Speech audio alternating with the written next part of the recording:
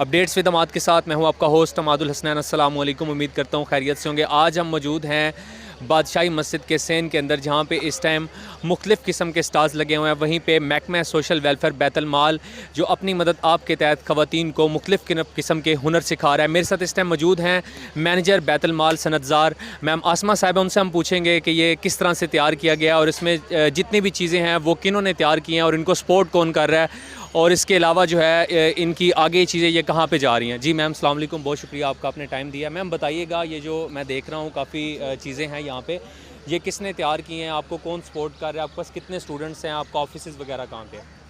हमारा ऑफ़िस जो है जी, अस्सलाम वालेकुम।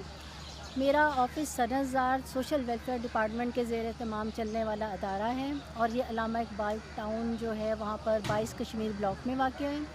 यहाँ पर मुख्तलिफ़ स्टूडेंट्स और ख़वातीन आती हैं जिनको हम मुख्तलिफ़ स्किल्स सिखाते हैं और इनके 3 मंथ्स के, 4 मंथ के और 6 मंथ के कोर्सेज़ होते हैं। ये यहाँ आती हैं, अपने आप को ट्रेन करती हैं, अपने पोटेंशियल और अपनी एबिलिटीज़ को इस्तेमाल करती हैं और उसको इस्तेमाल में लाकर हुनरमंद हो जाती हैं।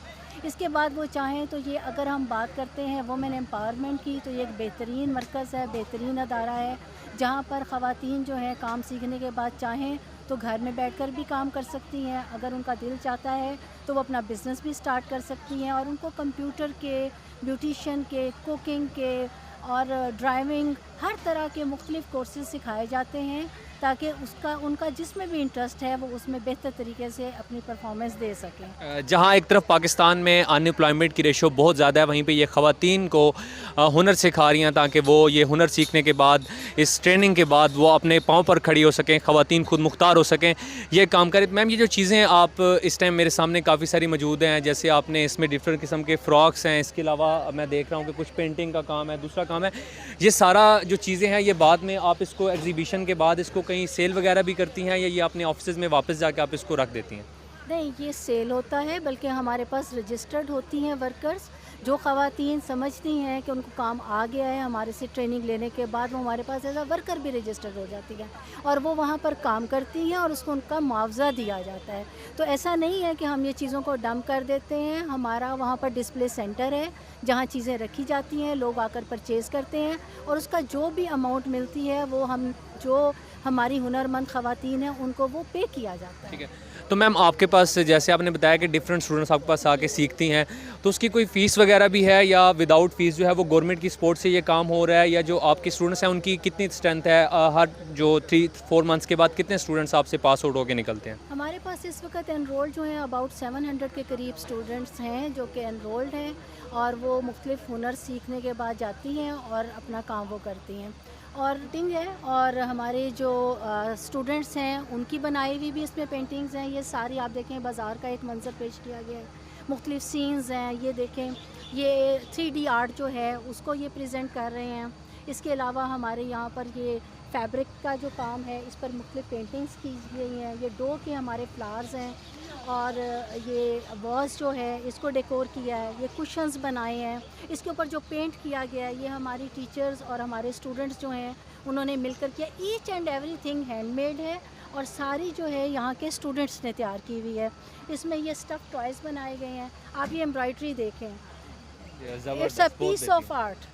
मतलब इतना खूबसूरत हाथ से किया गया ये काम है और इट्स एन एक्सीलेंट। इसी तरह ये आप घड़ी देखें, ये एक जाकर तो उसको कटिंग करवा के और फिर उसको चिपका के और ये सारा इसका थीम लेकर और ये बनाना, ये भी हमारी टीचर्स ने, और ये ज्वेलरी बनाई हुई है। इसके अलावा ये रेज़न आर्ट, इसमें ये टेबल है जो कि ये नीचे वुड है इसके सारे और ऊपर इसका जो है ये सारा सीपियाँ और ये सब कुछ लगा कर इसको डेकोर किया गया है। इसके अलावा हमारे ये फ़्रॉक्स हैं मुख्तलिफ़ और इसमें तारकशी, कढ़ाई और मुख्तलिफ़ किस्म के काम किए गए हैं। ये हमारी डो, हमारी स्पेशलिटी है सनतज़ार की कि इसकी ये जो डालियाँ हैं ये बहुत ज़्यादा पसंद की जाती हैं, बिकती भी हैं और लोग इससे मतलब सेटिस्फाई हैं इसके मेयार से। और कोशिश यही है कि यहाँ का जो चीज़ें ही ना सिर्फ बनाई जाएं बल्कि उसका एक मेयार भी हो। ब्यूटिशन की क्लासेस भी होती हैं और उसमें हम बच्चियों को मेहंदी भी सिखाते हैं, क्योंकि ईद के मौका ऐसा है और शादी ब्याह का अब सीज़न आ रहा है, तो ये इनकम जनरेट करने का एक बेहतरीन तरीका होता है। कम वक्त में आप ज़्यादा अर्निंग कर सकते हैं और ये हमारी स्टूडेंट ही हैं हमारे अदारे की जो ये मेहंदी लगा रही हैं, और इसी तरह जब ये सीख कर जाती हैं तो अपनी अर्निंग में भी इजाफ़ा करती हैं।